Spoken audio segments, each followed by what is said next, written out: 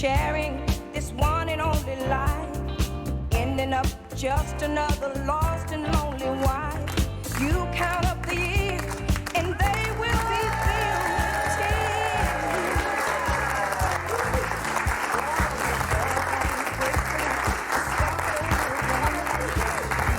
Ah, c'est pas à la concurrence que vous verriez un petit pas de danse comme celui-ci.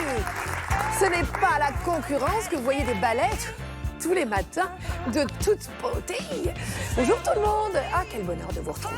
On est dans Bel et Bien ensemble, bien entendu. La Dream Team est présente à mes côtés. Arnaud Loquet, Sarah Cadour et puis notre public. Alors, on va essayer de comprendre pourquoi nos téléphones sont source d'anxiété. En fait, on ne s'en rend pas compte parce que c'est tellement intégré dans nos vies. Mais on a vraiment la preuve que ça nous stresse. Alors, on n'a pas envie d'être stressé. On sait que le secret du bien-être, c'est justement de gommer tout ça. On est connecté toute la journée. Il y a des notifications, il y a les messages, il y a les réseaux, il y a les mails. Et donc, finalement, on consulte son portable pendant des heures. Ça crée de la fatigue, ça disperse notre attention, ça nourrit notre anxiété. Donc, il faut qu'on reprenne la main pour retrouver plus de présence en fait au monde, tout simplement. On n'est quand même pas sur Terre très longtemps. Autant être bien présent. On veut retrouver aussi de la sérénité, on veut retrouver du bien-être au quotidien. Et donc, on va vous donner des clés toutes simples pour améliorer votre confort de vie.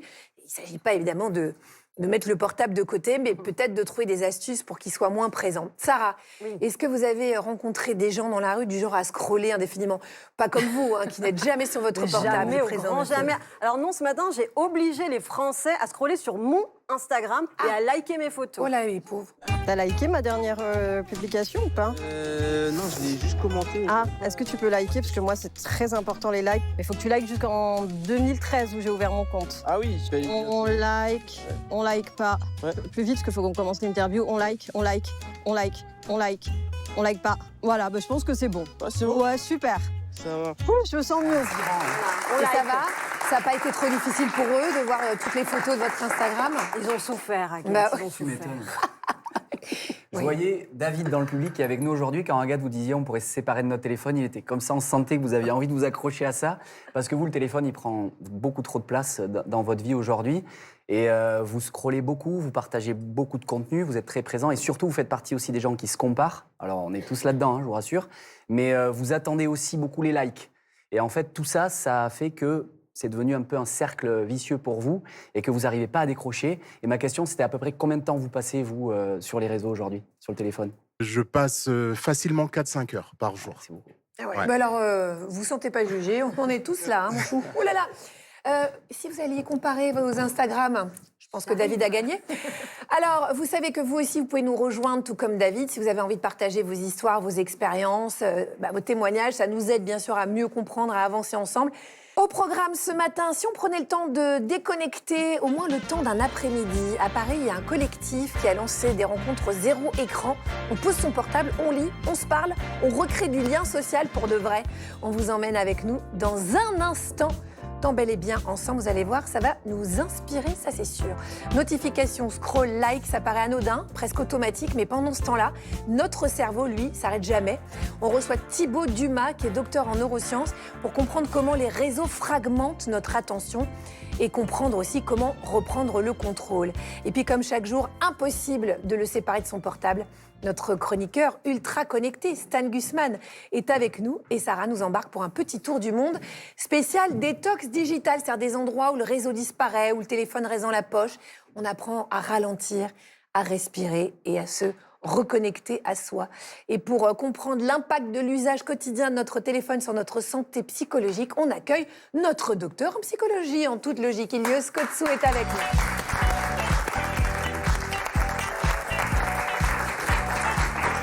Bonjour Ilios. Bonjour. Bonjour. Alors, vous qui êtes docteur en psychologie, est-ce que vous êtes accro à votre portable? Par exemple, là, comme je sais que vous venez de Bruxelles, vous avez pris le Thalys, vous n'avez pas passé 1h20 à scroller? Eh non, j'ai travaillé. Ah oui. Mais c'était un écran aussi, Oui, mon c'est ordinateur. ça. Voilà. Bon, enfin, vous allez quand même nous donner plein de bons conseils. Pour commencer, je voudrais quand même vous montrer des chiffres qui sont très parlants. En 2024, grâce ou à cause des téléphones, on était 5 milliards à utiliser les réseaux sociaux et près de 9 adultes sur 10 s'y connectent chaque jour. En moyenne, 2 heures, selon l'OMS. Elios, est-ce que, quand on lit ces chiffres, on ne se dit pas que c'est devenu vraiment le sujet de santé publique? Quand on passe autant de temps avec un réseau, c'est plus un outil, c'est un colocataire. Et quand ce colocataire, il a tendance à nous rendre anxieuses, dépressives, à nous empêcher de dormir et à fragmenter notre attention, il faudrait se poser des questions. Mais le truc, c'est qu'on ne s'en rend pas forcément compte qu'on est anxieux. Moi, je suis persuadée que ça nourrit mon anxiété.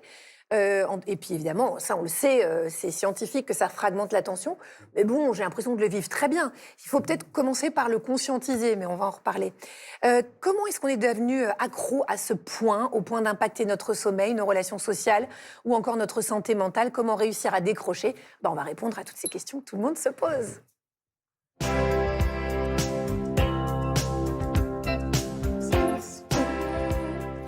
Sarah, vous avez fait votre petite interview, tout le monde est accro, et j'imagine. Tout le monde est accro et Jean-Yves m'a révélé vous matez sur les réseaux. Ah, vous En me matez, cachette, Jean-Yves? hein? Oui, tout à fait. Ah, tout à fait.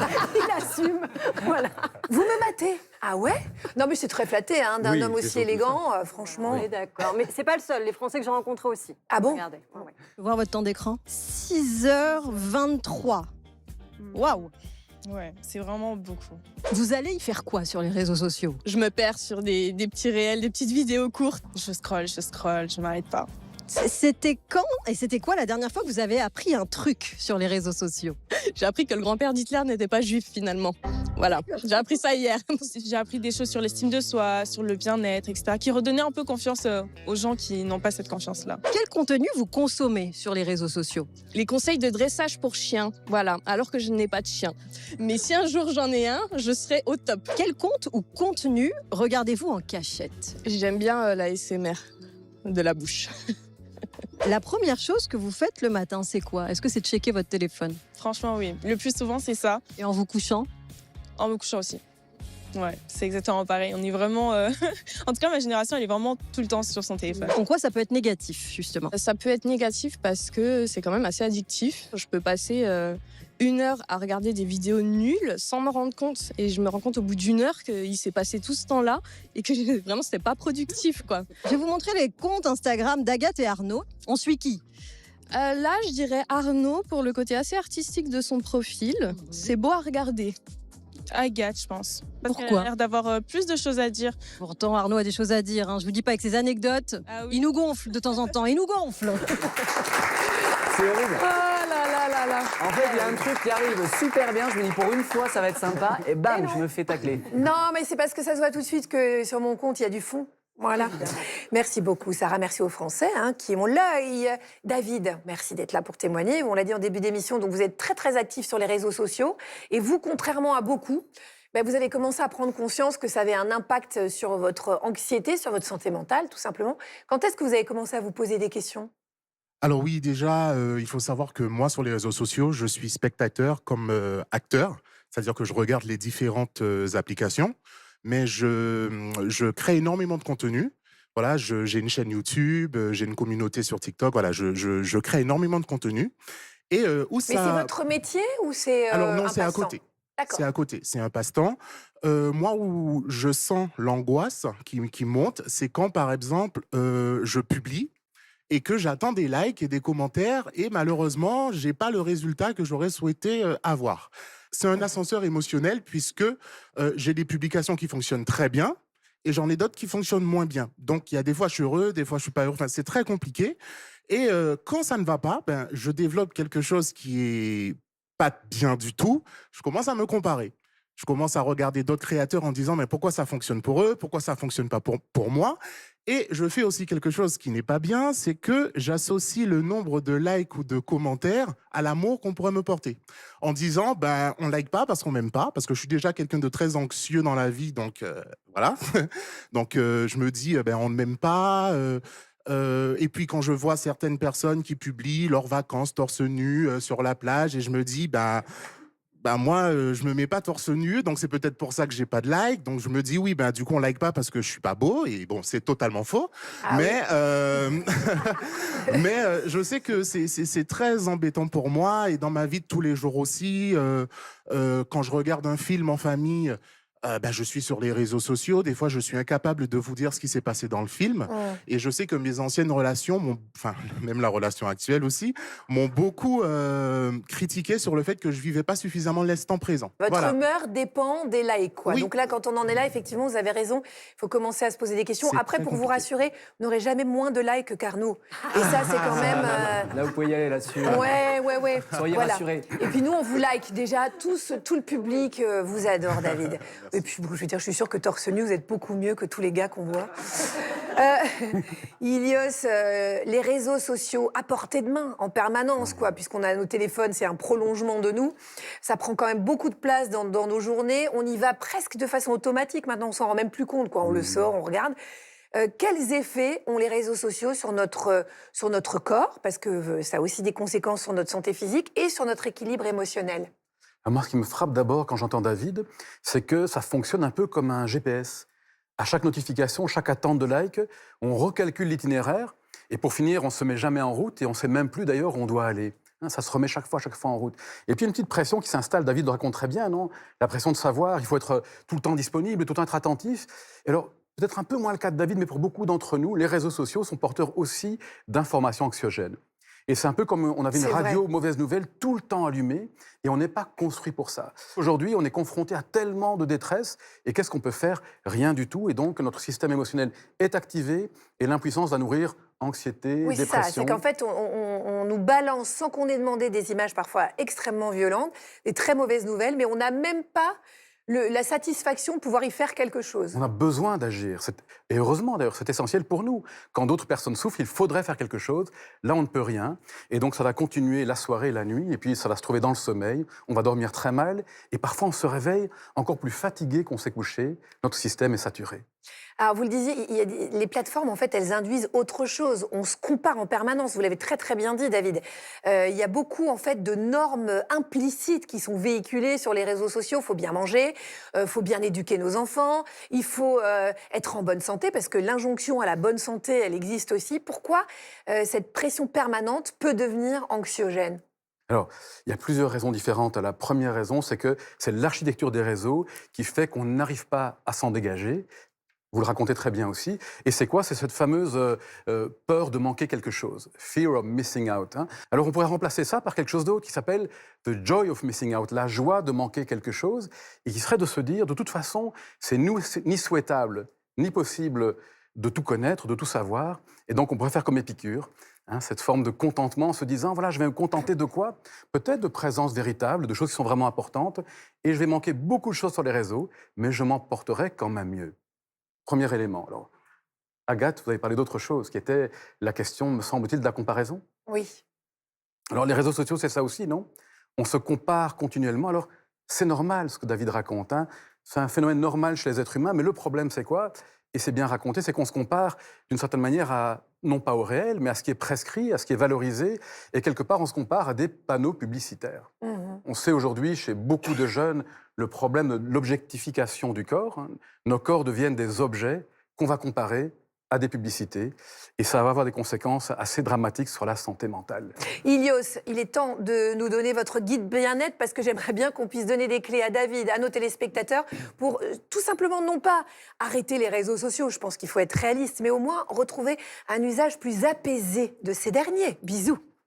Allez.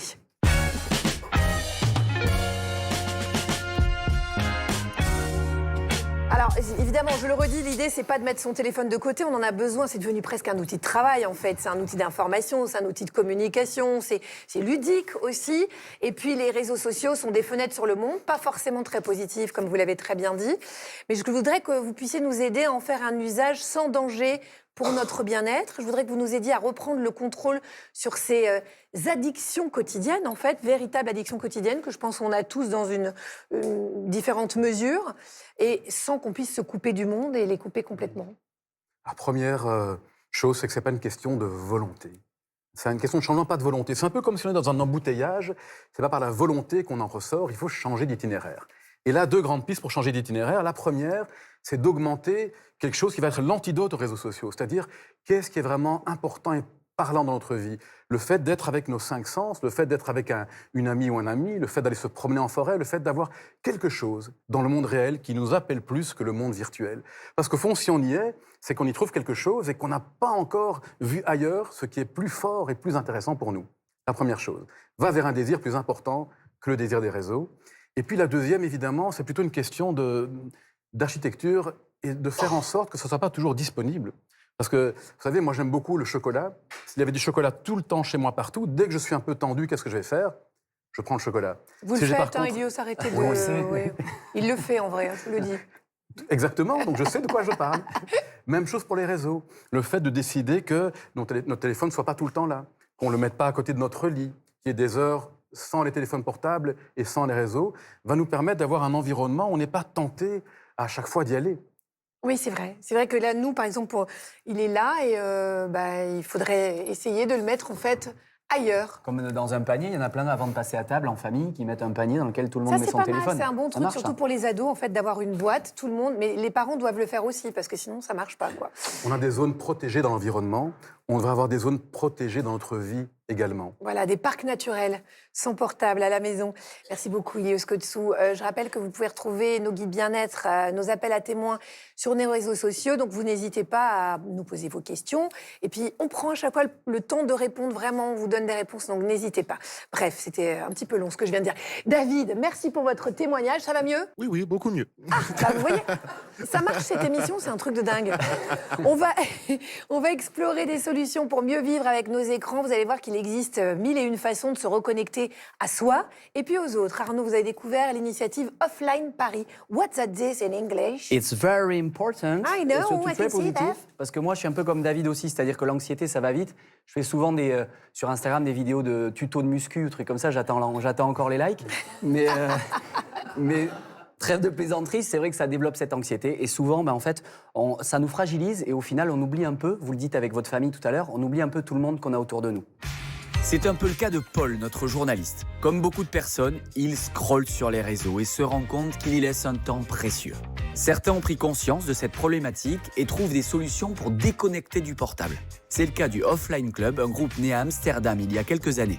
Il propose des pauses numériques dans des cafés pour vivre quelques heures de déconnexion loin de nos smartphones.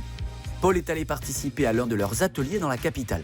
Bonjour Stéphania, Bonjour Paul, enchanté. vous allez bien? Très bien et vous, bienvenue. Est-ce que vous pouvez me dire ce qui est prévu ici aujourd'hui? Bien sûr, aujourd'hui on a une offline reading party qu'on organise pas mal de fois par mois ici. Donc on aura 30 minutes d'accueil, 1 heure de temps en silence pour lire et 1 heure de temps social. Donc si vous voulez, on peut commencer par poser votre portable dans votre casier, dans notre hôtel de portable, c'est comme ça qu'on l'appelle. Et comme ça, vous pouvez aller entrer dans le jeu. Bon, je vous laisse mon téléphone. Oui, bien sûr. Une bonne partie de notre communauté, ce sont des accros, des écrans.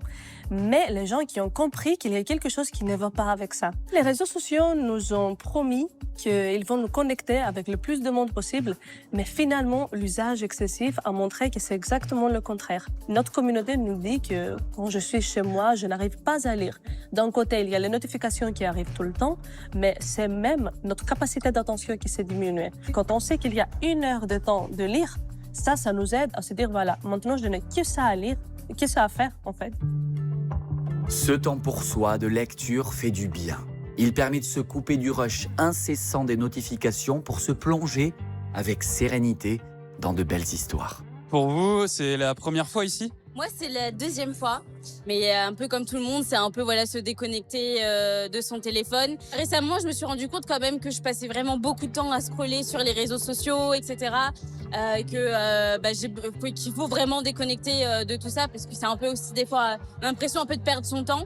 Et au niveau de la lecture, est-ce que vous avez plus de mal à lire chez vous parce qu'il y a le téléphone à côté que là, quand le téléphone est rangé? Avec cette initiative-là, ça m'a aidé vraiment de ne pas checker mon téléphone et d'être complètement déconnectée.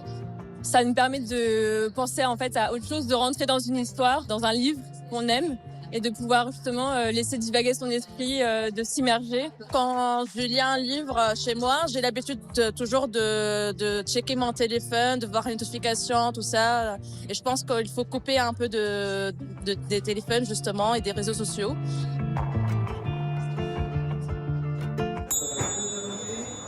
Ça fait déjà 1 heure que vous étiez en train de lire sans distraction, sans notification, et j'espère que vous êtes pleinement profité. Maintenant, on va passer à la partie sociale de notre événement et Pauline et Adélaïde vont vous donner nos book talks. Donc, 15 questions qui peuvent vous aider à ouvrir des conversations autour de vos lectures, autour de cet amour livresque qu'on partage tous ici.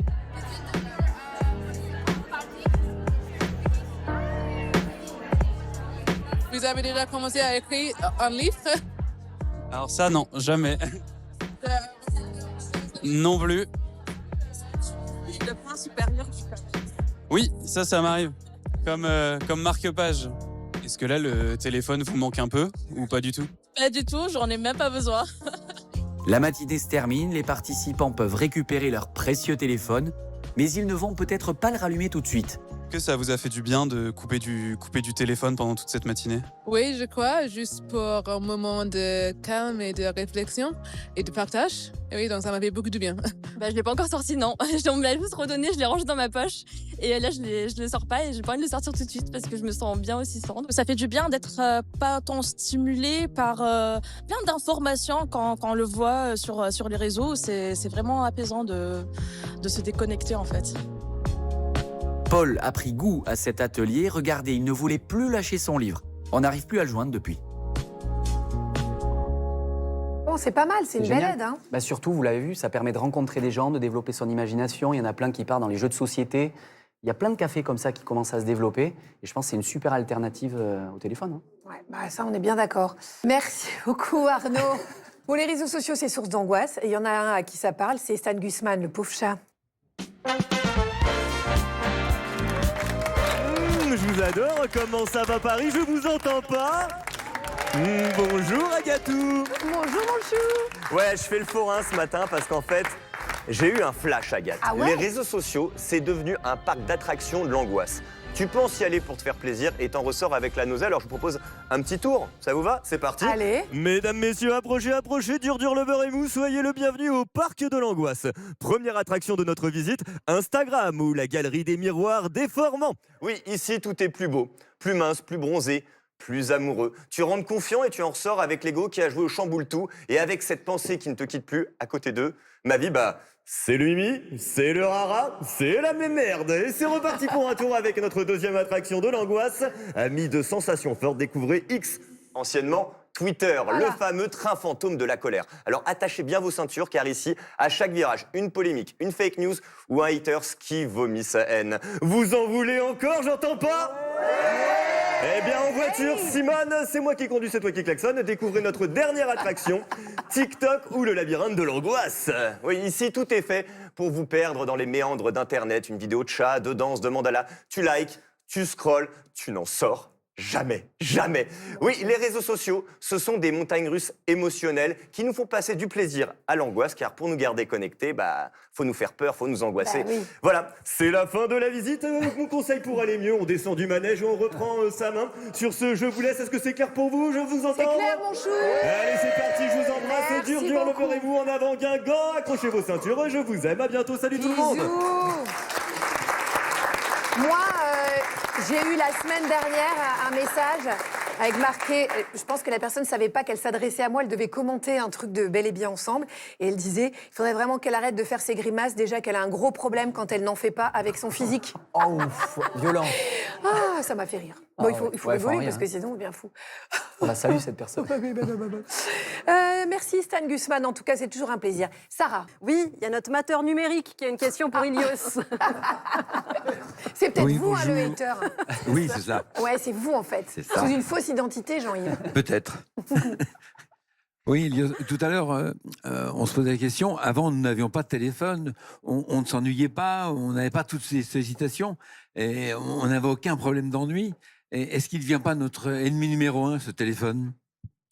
Oui, il le devient. Alors, la société dans laquelle on vit aujourd'hui, il n'y a plus de silence. Et ça nous protège de quoi, les réseaux sociaux? Ça nous protège de nous-mêmes, de nos petites inquiétudes, de nos petits stress, de nos propres pensées. Et donc, on plonge là-dessus. Alors, le problème de ça, c'est quoi? C'est qu'on va manquer quelque chose en passant son temps sur les réseaux. On va manquer l'information sur tout ce qui est essentiel pour nous. Et puis, on passe à côté de la créativité. Parce que pour la créativité, on a besoin de quoi? De silence. Le nouveau ne vient jamais de la répétition de l'ancien. Le nouveau vient dans un espace où il n'y a rien. Et la créativité peut alors émerger. Donc elle émerge de l'ennui, en fait, la créativité. Elle émerge de l'ennui. Et on confond souvent aussi l'ennui avec la tristesse. Oui. Dans une société qui nous appelle à la performance, on se dit que l'ennui, c'est perdre du temps. Alors que c'est tout le contraire. L'ennui, ça permet les projets, ça permet la nouveauté, ça Voilà. permet la joie. Et d'ailleurs, il faut donc vraiment pousser, si vous avez des enfants, des petits-enfants, poussez-les à s'ennuyer. Quand ils vous disent « je m'ennuie, qu'est-ce que je peux faire ?» Ne faire rien. Ou en tout cas, n'essayez pas de l'occuper à tout prix. Merci, Ilios. Alors, qu'est-ce qui se passe dans notre cerveau quand on est addict au téléphone? Pour nous aider à y voir plus clair, on accueille Thibaut Dumas.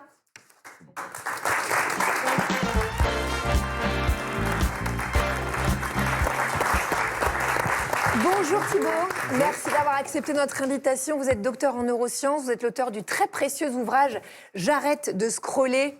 Ou presque, voilà, c'est exactement comme ça que j'aurais aimé appeler le thème de cette émission, c'est aux éditions Mango. Thibaut Dumas, on l'a vu avec Ilios, les réseaux sociaux créent énormément de sollicitations en permanence. Comment ces plateformes, elles arrivent au niveau cérébral à fragmenter notre attention? Et alors, on ne s'en rend pas forcément compte, mais en fait, on a des pauses tout le temps, quoi. Oui, alors déjà, on appelle ça les réseaux sociaux, mais il faut bien se rappeler que ce sont des machines conçues pour capter notre attention. Des machines très sophistiquées. Donc ça, déjà, il faut l'avoir toujours en tête parce que l'attention, c'est pas infini. C'est quelque chose qui est même très, très limité. C'est-à-dire qu'on a un capital attention En quelque sorte. qui se renouvelle chaque jour ou qui est un capital comme un capital soleil, quoi? Ouais, qui même est plutôt à l'échelle de la seconde, de la minute. Ouais, c'est ça. Et à chaque fois que nous, on va choisir de donner notre attention à un réseau social, bah, c'est de l'attention qu'on ne va pas donner à nos proches, nos amis, une cause, etc. Donc il faut toujours se demander à qui j'ai envie d'offrir mon attention. Et puis ensuite se rajoutent à ça les interruptions, les notifications qui vont nous extraire de ce qu'on est en train de faire. Et puis être attentif, regarder un film, lire un livre, etc. Ça nous demande de l'effort.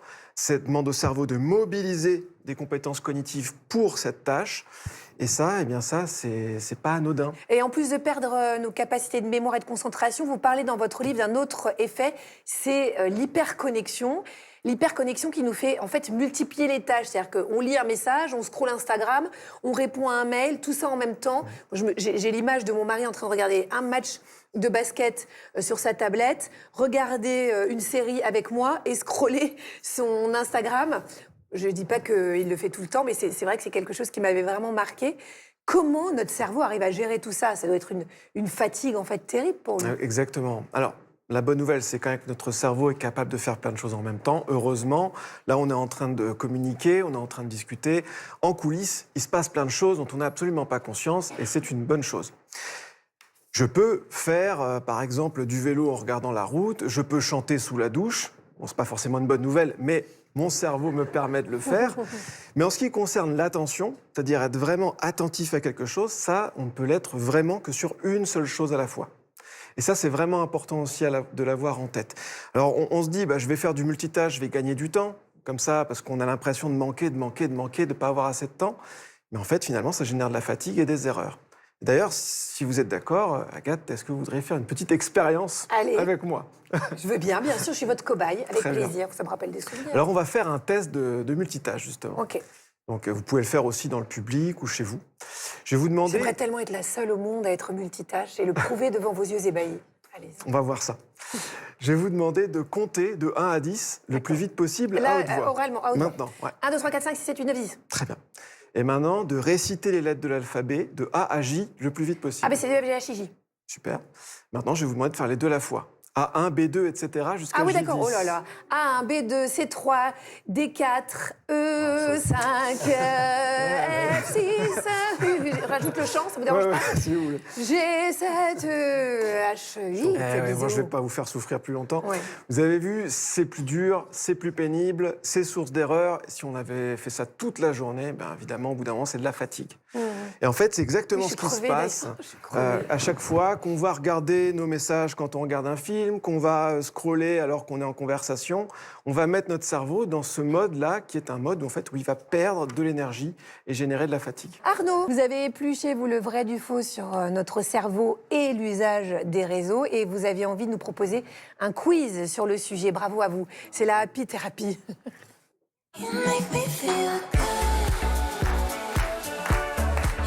Alors c'est pareil, on entend tout et son contraire sur les réseaux sociaux. Donc on va faire ce jeu. Vous avez une pancarte, je me glisse parmi vous. Vous avez une pancarte dans le public, j'ai l'impression d'être dans l'école des fans. Vous avez tous vos trucs. Ils sont là, tes parents, dans la salle? Alors je vais vous donner 3 affirmations et vous allez me dire si c'est vrai ou si c'est faux. Et les garçons, vous allez derrière compléter en expliquant pourquoi c'est vrai ou pourquoi c'est faux. Donc la première, c'est on peut rêver de nos réseaux sociaux pendant notre sommeil. Est-ce que c'est vrai ou est-ce que c'est faux? C'est vrai. C'est vrai. Enfin, Alors, c'est Yarv en ce qui concerne votre voisine. donc, vous rêvez, ça vous arrive de rêver? Ça peut m'arriver. Ouais. Ilios, pourquoi? Parce que nos rêves reflètent les préoccupations de la journée. Ce qu'on laisse entrer dans la conscience le jour finit par en ressortir la nuit. Alors il y a une hypothèse de continuité de la journée dans les rêves. Et on s'est intéressé dans la recherche à quel type de rêve sur les réseaux sociaux les personnes faisaient. Et les 2 grands types de rêves, c'était ne pas arriver à se loguer sur le réseau social. Et le deuxième, c'était d'être rejeté par les personnes sur les réseaux sociaux. Mais c'est terrible, ça montre que c'est la préoccupation principale de ces personnes-là. Et donc ça affecte grandement la qualité de vie et du sommeil. Et ce qu'on voit aussi, c'est que les cauchemars des réseaux sociaux font le lien entre l'utilisation trop prolongée et les problèmes d'anxiété-dépression.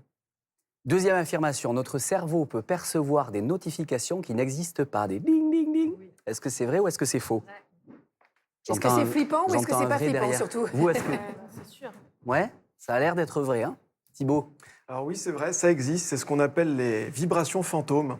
Alors on peut l'avoir à force de garder, par exemple, son téléphone dans sa poche, mais on va avoir le sentiment que le téléphone vibre alors qu'il n'est pas là. Est-ce qu'on ne serait pas dans une énorme tristesse là-dessus? Alors ça n'arrive pas à tout le monde, heureusement, mais c'est quand même assez courant finalement. C'est chaud, là c'est chaud quand même. La dernière, scroller sur les réseaux sociaux par réflexe une bonne demi-heure pour tuer l'ennui nous aide vraiment à nous distraire. Est-ce que c'est vrai ou est-ce que c'est faux? Là je pense que quand même, j'entends pas mal de faux. Faux majorité quand même. Thibaut, pourquoi est-ce que ça semble être faux? Bah oui, alors déjà, pourquoi on scrolle? Parce que quand notre cerveau commence à manquer d'énergie, il va essayer d'aller à ce qui lui coûte le moins. Et scroller, faire défiler, ça c'est ce qui demande le moins d'engagement. On n'est pas vraiment là. Ça défile, on n'est ni intellectuellement ni émotionnellement, on n'est pas vraiment engagé dans ce qui se passe. Donc finalement, ça ne nous distrait pas complètement. Merci beaucoup Arnaud. Ilios Kotsou, c'est vrai qu'on a beaucoup parlé pendant toute l'émission de la comparaison, de la fatigue émotionnelle, de la pression qu'on se met à cause des réseaux sociaux, mais il y a quand même quelques vertus, ça peut aussi tisser du lien, de l'entraide, du soutien. Il y a beaucoup de personnes qui, par exemple, je ne sais pas, étaient dans des errances diagnostiques ou qui ont des mauvaises prises en charge, qui ont trouvé des associations, des groupes de soutien sur les réseaux. Alors c'est vrai, c'est vraiment les 2 cas que vous pointez. C'est dans les cas de groupes d'entraide de santé mentale ou dans le cas, par exemple, de catastrophes naturelles où les réseaux sociaux sont tellement utiles pour organiser l'entraide.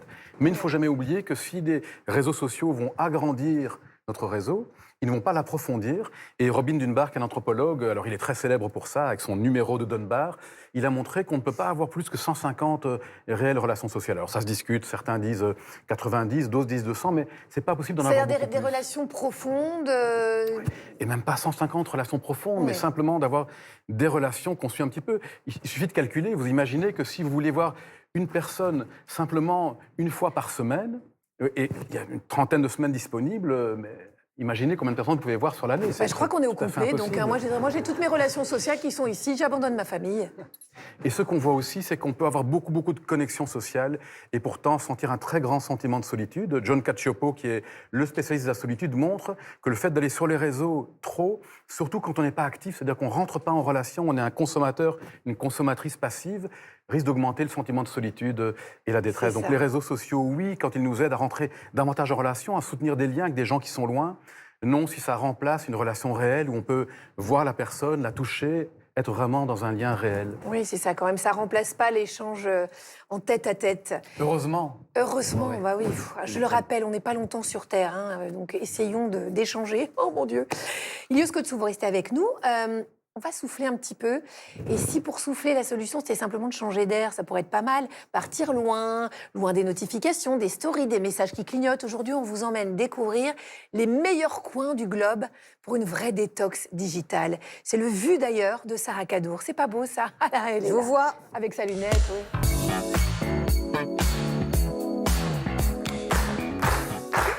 Ah oui, Agathe. Elle a sa lunette. J'ai toujours ma lunette sur moi, voilà. Oui. Et je vous vois, Agathe. J'emmène David avec moi. Oh oui, il en a bien besoin. Voilà, il en a besoin. Alors préparez tous vos valoches et surtout vous mettez vos téléphones en mode avion. À votre avis, on part où en premier? Si je vous dis que dans ce pays, on peut voir des aurores boréales pour de vrai, sans filtre Instagram, et que le Père Noël reçoit encore du courrier toute l'année, où est-ce qu'on va? Non, non. En Finlande. Voilà, et là-bas, il existe une île appelée Ulkotamio. On invite carrément les touristes à ranger leur téléphone, pas pour vous punir, mais pour observer les oiseaux, marcher en forêt, se baigner, respirer. En Finlande, ils appellent ça les vacances. Nous, on appelle ça une crise d'angoisse. Mais bon, quand on arrive là-bas entre les lacs, les forêts et le calme, bizarrement, le téléphone reste dans la poche et ce sont les yeux qui scrollent à la place. Oh là là. On change d'ambiance. Ça vous Magnifique. va, Agathe? Ah, ça me va très bien. Et on va partir dans un pays où d'ordinaire, il y a de la Wi-Fi partout, tout le temps. Mais il existe un endroit où sortir son téléphone peut vous valoir une amende. Petit indice, c'est le pays qui a inventé la Silicon Valley, celui où on a créé Instagram, Google, Facebook. Et pourtant, dans cet endroit, on vous demande de tout éteindre. À votre avis, Agathe, c'est à vous. Je sais pas, Sarah, peut-être les États-Unis? Eh bien, oui, aux States, Heureusement voilà. que j'ai le prompteur, mon chou. Bravo, Agathe. Et on part dans une petite ville appelée Greenbank. Alors, les ondes là-bas sont interdites pour protéger des télescopes géants. Résultat, il n'y a pas de 4G, pas de Wi-Fi, pas de Bluetooth. Quand quelqu'un, par exemple, vous dit « Désolé, j'avais plus de réseau », eh ben, il ne ment pas, c'est vrai. C'est pas une destination pour vous, Agathe. Oh non, non. Hein, on change de pays? Oui, on part changer, parce que moi ailleurs. j'ai besoin de faire des petits reseaux. Allez, ça part. Alors, un autre pays où la déconnexion spirituelle, justement, là-bas, il est de mise. Un indice, ils ont inventé le yoga, parfait pour redresser nos coups tordus par le téléphone, et leur film dure plus longtemps que nos batteries. On va où, les amis? En Inde, bien sûr. Eh bien sûr, en Inde. Shavasana, Voilà. namasté. Namasté. Et on va aller dans la Valley of Flowers, un parc en pleine montagne. Il n'y a presque pas de réseau, des kilomètres de fleurs, du silence, de l'air pur. Quand on est là-bas, impossible de poster une story. Donc pas de story, pas de like, bref, des vacances qui servent à rien. C'est Donc, on va d'une changer de- beauté. Oui, c'est vrai que c'est beau. C'est vrai que c'est beau, mais on va quand même changer de pays. Agathe, ça vous Regardez-le dit avec autant votre lunette quand même, peut-être. Ah, bah, c'est magnifique. Ouais, Oui. c'est magnifique. Bravo. Mais on change quand même de pays. Et on va traverser l'Atlantique, cap à l'ouest, David, et celui-là, c'est facile. Si je vous dis que c'est le paradis des surfeurs, mais aussi le pays le plus instagrammable de la planète. Et Agathe, l'été dernier, nous a fait au moins 482 Au bas stories mot. depuis Oh là là, là-bas. regardez On va comme où? je suis gaulée, les gars. Regarde, voilà, la naïade, Oh là. la naïade. Attendez, je vous vois de plus près. Oh là là, Ouais. là là. Le canon, on va où? Bah, et on va au Cap Ferret, évidemment. Mais non, au Costa Rica. Ah, au Costa Rica, pas du tout. Bah, vous m'avez dit l'Atlantique à l'ouest, c'est avez le bien Pacifique, le Costa Rica? Mais écoutez, j'ai le droit de me tromper. Oui, bah écoutez, là... Mais bon, là-dedans, il y avait du Cap Ferret. Hein. Quand je suis en C'est vrai, rouge, c'est vrai. Autant bon, pour moi. j'ai eu Bon, un en tout peu cas, froid. Ça vous va le Costa Rica? Oui, On ah va bah, aller. carrément, ça me Bon, va. on part là-bas, en fait. Au Costa Rica, il y a beaucoup de lodges qui affichent clairement « No Wi-Fi, be present », ce qui veut dire, Agathe? Bonjour, je m'appelle Agathe. C'est ça. Voilà, bonjour, je m'appelle Agathe. Et là-bas, Agathe, il n'y a pas de réseau, mais des singes, des hamacs et des couchers de soleil. Au bout de 24 heures, tu oublies ton téléphone. Au bout de 48 heures, tu oublies même ton code. Est-ce que vous confirmez la déconnexion au Costa Rica, Agathe? Pura vida. Vous savez que c'est ça, hein, Le slogan? Le slogan du pays, c'est vraiment la vie pure. Ici, là-bas, personne se déteste, tout le monde est cool, tout le monde est en surfeur attitude, et puis surtout, c'est une nature incroyable. C'est Avatar. Eh bien, Meilleur pura endroit du monde pour déconnecter. vida. Voilà, merci Agathe. Et plutôt que d'en parler, moi j'aimerais bien qu'on teste. J'ai une Oui. petite boîte et je vais demander aux personnes du public, s'ils le veulent bien, de mettre leur petit téléphone dans la boîte. Voilà, Oui. c'est possible. Ne lui laissez Ça pas, va elle est passer dangereuse. vite. Non, c'est surtout qu'après, vous allez pouvoir vous faire un petit billet. C'est ça. C'est pas mal, Vous vous connaissez. récupérez la boîte. Thibaut Dumas, est-ce qu'il y a un moyen de rééduquer notre cerveau pour qu'il prenne du plaisir, mais loin des réseaux sociaux? Parce que c'est vrai qu'il y a ce circuit de la récompense qui fait qu'on est toujours attiré, comme on est attiré vers une cigarette quand on fume. Alors oui, la bonne nouvelle, c'est que notre cerveau, il a une capacité extraordinaire qui est de pouvoir se modifier lui-même. C'est ce qu'on appelle la neuroplasticité. Le rein, le foie ne peuvent pas le faire, mais le cerveau, lui, il peut le faire. Donc c'est ce qui lui permet d'apprendre, de changer, de créer de nouvelles habitudes, etc. Donc c'est possible, hein, On vraiment. peut tout à fait, il n'y a rien d'irréversible, il n'y a pas de fatalité. On peut réapprendre notre cerveau à retrouver des sources de plaisir ailleurs, à refonctionner un petit peu différemment. Et ça passe par plein de gestes du quotidien. Ça a été évoqué tout à l'heure, d'essayer de trouver un peu plus de friction, retarder l'utilisation du téléphone, mettre en place du contrôle. En fait, l'objectif, c'est reprendre le contrôle sur l'utilisation de son téléphone. C'est de se Donc ça dire- peut être quoi? Ouais. Retarder, par exemple. J'ai le réflexe de le prendre, je me dis, je le prendrai dans 2 minutes. C'est retarder le moment où on le prend. C'est ça. C'est de se dire, je l'utilise parce que c'est moi qui ai décidé de le faire. Quel est mon objectif? Quelle est mon intention? Qu'est-ce que je cherche à obtenir de cet usage? Est-ce que c'est pour me divertir? Est-ce que c'est pour apprendre quelque chose? Est-ce que c'est pour regarder les photos de mes amis en vacances, etc. Et donc, je décide de ça. Et ensuite, je décide d'une durée. Bah, peut-être, je vais être 10, 20, 30 minutes, comme je veux. Et après, eh bien, je fais autre chose. C'est une véritable activité, en fait. Il y a un petit truc tout simple et amusant. Quand le téléphone sonne, ne pas se jeter dessus et se dire, je laisse 3 sonneries, je vais respirer et me détendre pendant 3 sonneries. Rien que déjà faire ça, ça évite ce geste automatique où on se jette dessus. Oui, mais vous êtes le Dalai Lama. Et, donc évidemment, nous, on n'en est pas là. 4 sonneries si j'étais le Dalai Lama. alors. Oui, c'est vrai. Ouais, mais moi, déjà, une, je suis comme ça. Merci beaucoup, Ilias Kotsou. Merci, Thibaut Dumas, pour vos éclairages. C'était vraiment passionnant. Thibaut Dumas, je rappelle votre ouvrage. J'arrête de scroller, ou presque. C'est aux éditions Mango. Bel et bien ensemble. C'est fini pour aujourd'hui. On se retrouve demain matin, 9h55. Merci, Sarah. Merci, Arnaud. Et merci à Stan. Très bonne journée sur France 2.